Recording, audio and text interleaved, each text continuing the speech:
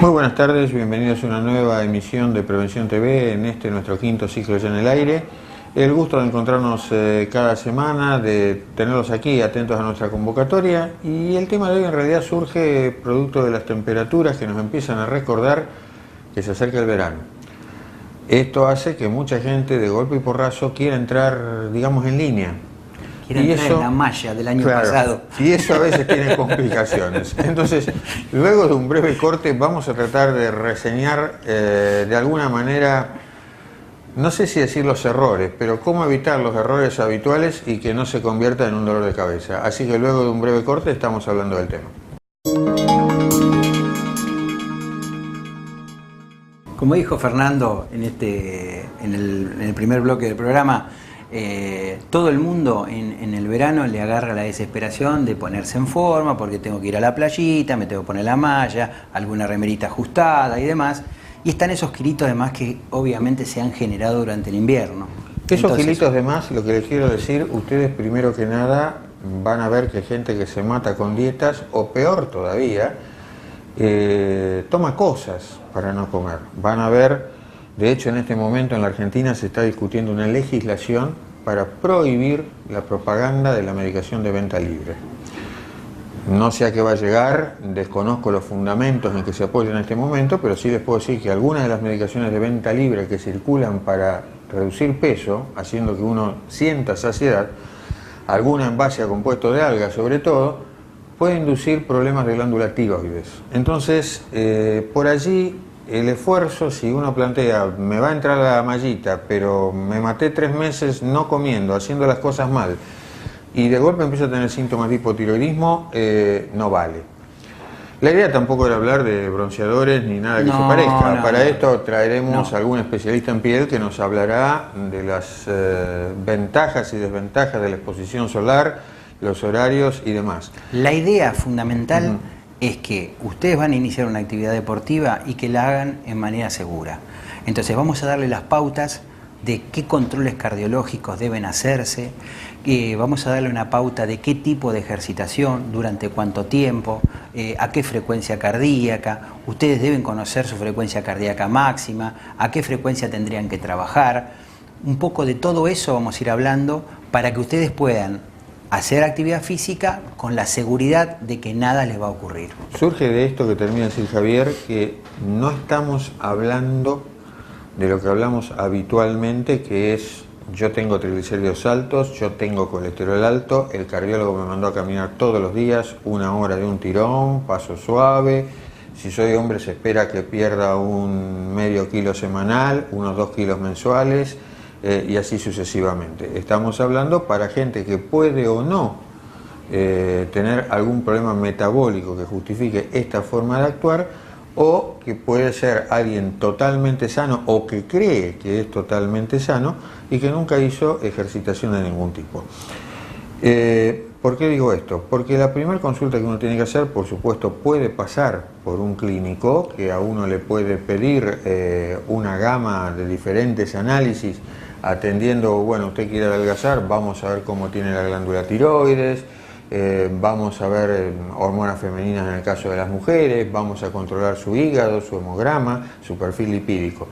Pero también puede ocurrir que si uno va a hacer gimnasia, en realidad más que ir a un clínico, que más de pedirnos un electrocardiograma, que como ustedes saben se hace en un minuto, minuto y medio, pero recostado encima de una camilla, si uno va a hacer deporte lo que se impone hacer es pruebas de esfuerzo, ¿no? Sí, obviamente.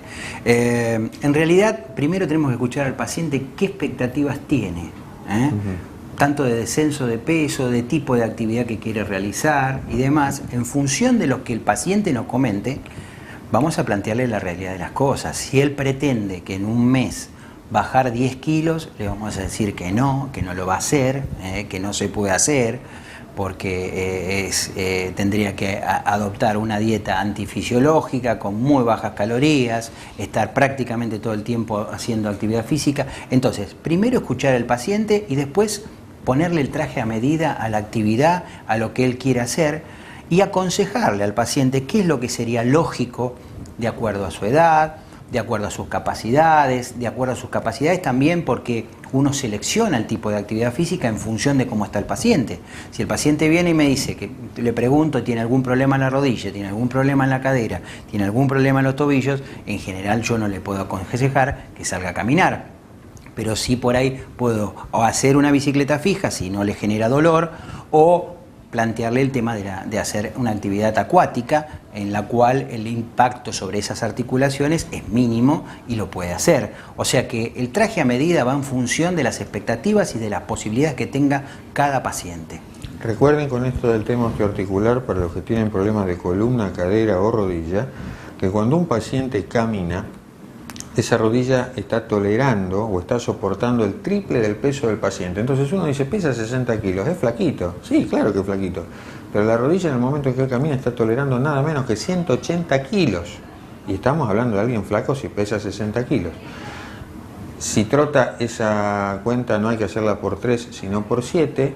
Y si corre, entonces estamos hablando del doble, por 14 o por 15. Entonces, realmente el tipo de gimnasia que vayamos a hacer tenemos que medirla muy bien, no solo en función del aparato cardiovascular, que por ahí es lo más impactante cuando uno dice una muerte joven en un gimnasio. Sí, es lo más impactante, pero si no tenemos en cuenta las otras variables, probablemente deterioremos el físico inútilmente.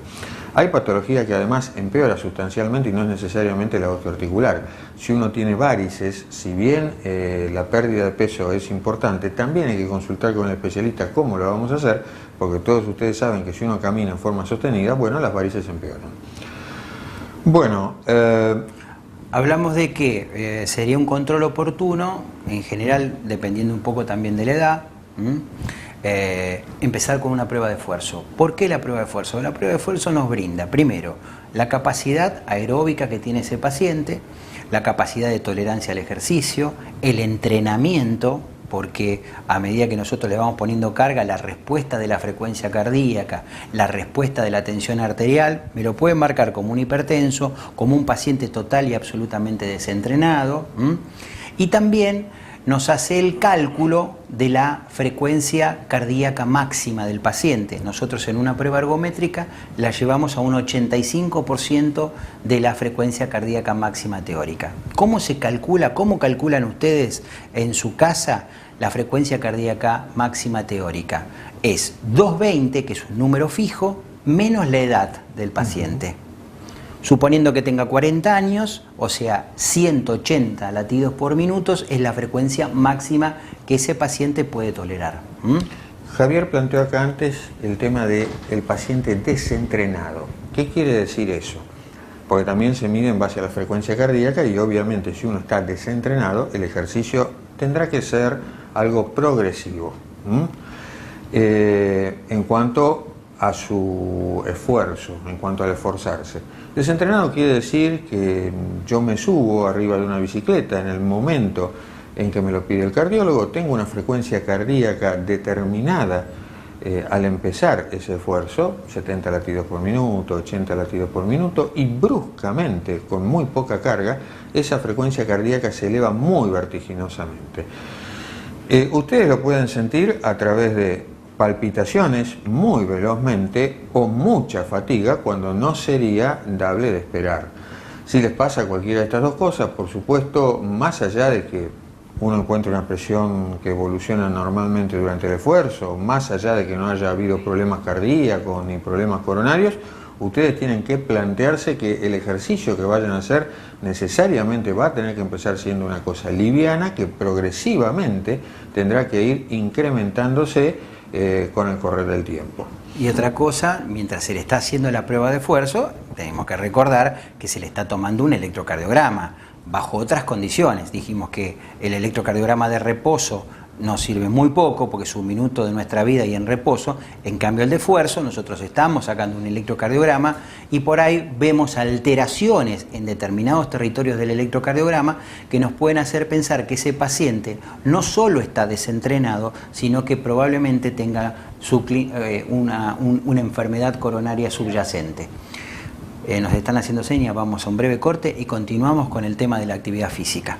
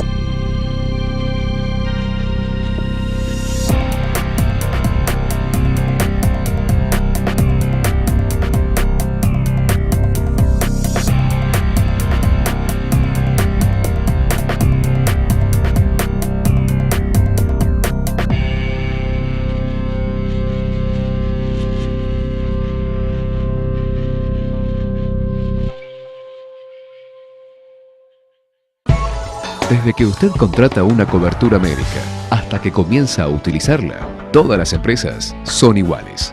Después, es mejor que sea el Círculo Médico de Quilmes, quien le ofrece a través de Femeva Salud Quilmes y Emedic una real libre elección del profesional en su consultorio particular y beneficiarse con su aporte de ley.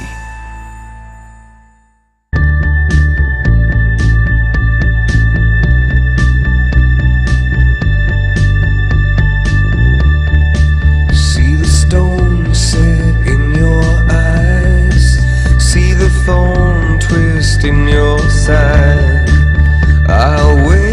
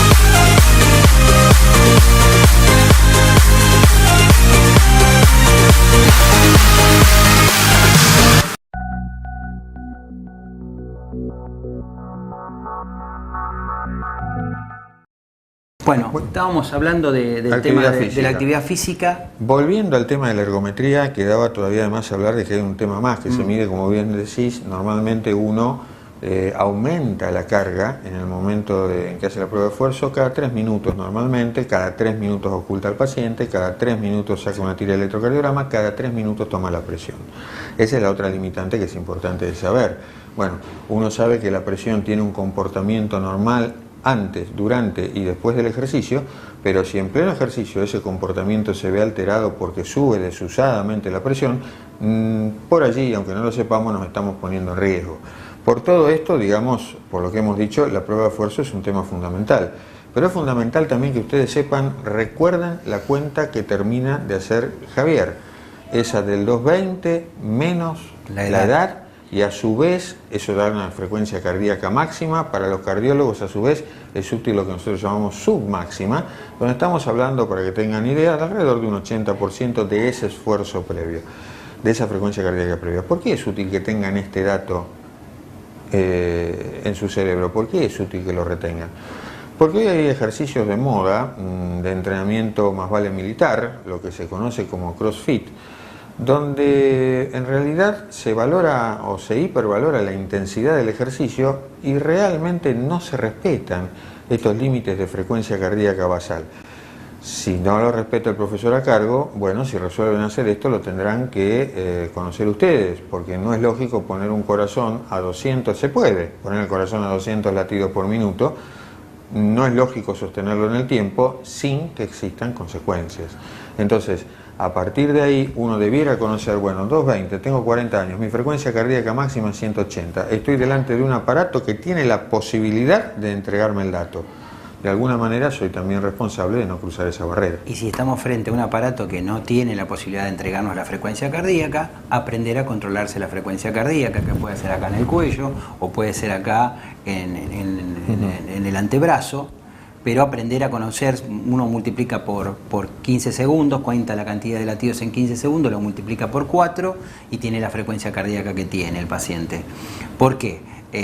Nosotros le podemos decir a ese paciente que está seguro hasta el 80% de su frecuencia, que nada le puede ocurrir. Ahora, si nos pasamos de revoluciones, es como pasar un auto de revoluciones, el auto viene en el manual, dice, puede llevarlo hasta 6.000 vueltas. Si yo lo pongo a 7.500, seguramente el auto va a responder, pero en algún momento se va a lastimar o se va a romper ese auto.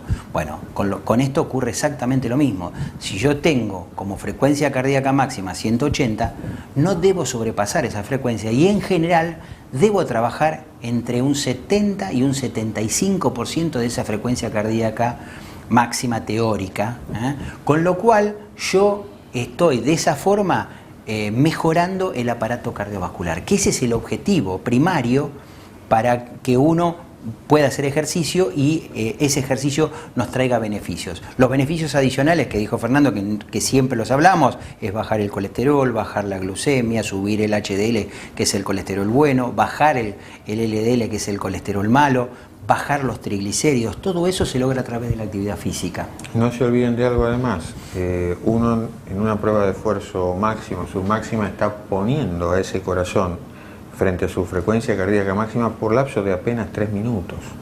No es lógico mantenerlo tampoco en frecuencia cardíaca máxima por lapso de 1 hora sin esperar que no ocurra nada.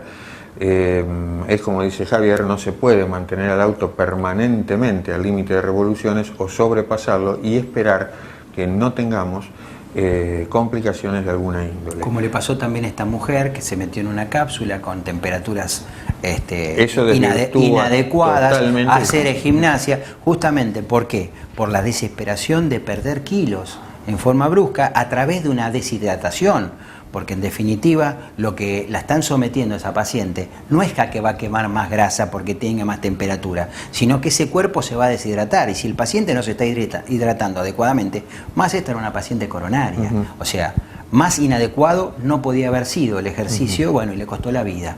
Entonces, nosotros tenemos que trabajar para tener un aparato cardiovascular sano. Javier termina de tocar algo que es muy importante respecto a esta mujer que muere en la cápsula, que es la condición ambiental.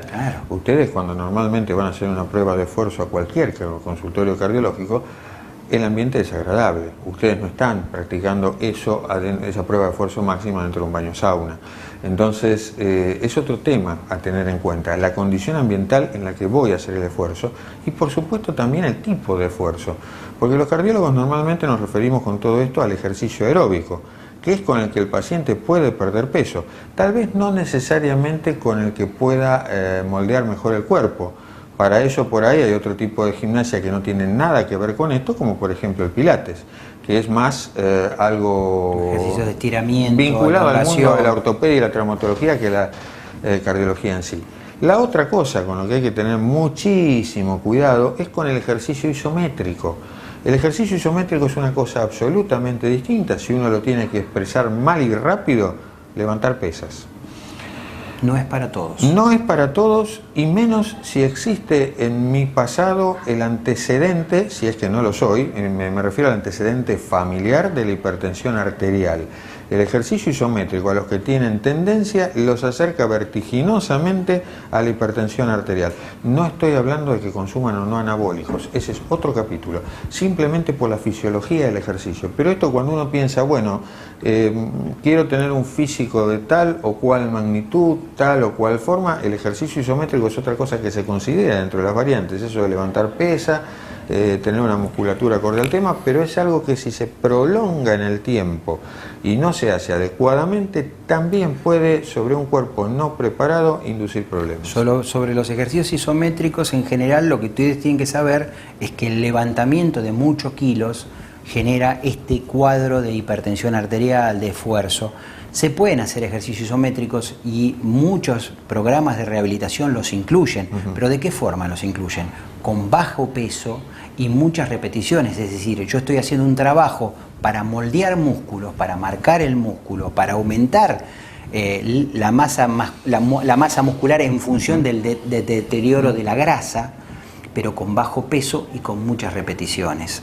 O sea, esa sería la característica, porque el ejercicio isométrico, la ventaja con el ejercicio aeróbico que tiene es que una vez que yo interrumpo el ejercicio, el cuerpo sigue quemando calorías cuando hacemos ejercicio, pero con esta salvedad.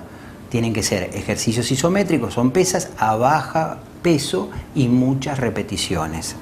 Ese sería el concepto del agregado del ejercicio isométrico. Y si nos plantean algunas dudas, la condición cardiovascular del paciente, tenemos el recurso de la ecocardiografía y eventualmente el ecoestrés o una cámara gamma en pacientes ya de mayor edad, para determinar claramente si tiene o no una enfermedad coronaria para que no tenga ningún tipo de problemas. Bueno, hay un montón de cosas más. Una palabra para un último tema, que son los suplementos dietarios, hablando de estos ejercicios y demás. Suplementos dietarios, el que ustedes quieran, con una condición. Ese suplemento dietario, los que son realmente útiles, son aquellos que funcionan si el paciente hace ejercicio. Si ustedes no encuentran dentro de eso, dentro del prospecto del suplemento, mejor cambien el suplemento dietario. Bueno, vamos, ya nos pasamos de vueltas, nos pasamos de frecuencia cardíaca, vamos a un breve corte y cerramos el programa. Bueno, llegamos al final de un nuevo programa de nuestro ciclo, de este quinto ciclo ya de Prevención TV. Esperamos que les haya gustado, esperamos que ilumine un poco el camino. Nos queda pendiente hablar también del otro tema, que es el sol. El sol, sus consecuencias para la piel, quiénes están expuestos, quiénes menos, las recomendaciones que uno escucha todos los años sobre franja horaria, que será tema de algún futuro programa. Así que, bueno, las preguntas que hubieran quedado, a los que les interesen hacerlo, saben que a través de Facebook nos contactan. Así que fuera de esto, muy buenas tardes, muchísimas gracias por seguir ahí y los esperamos en la próxima emisión. Bueno, que tengan ustedes una muy buena semana y nos encontramos dentro de 7 días en una nueva edición de Prevención TV. Hasta entonces.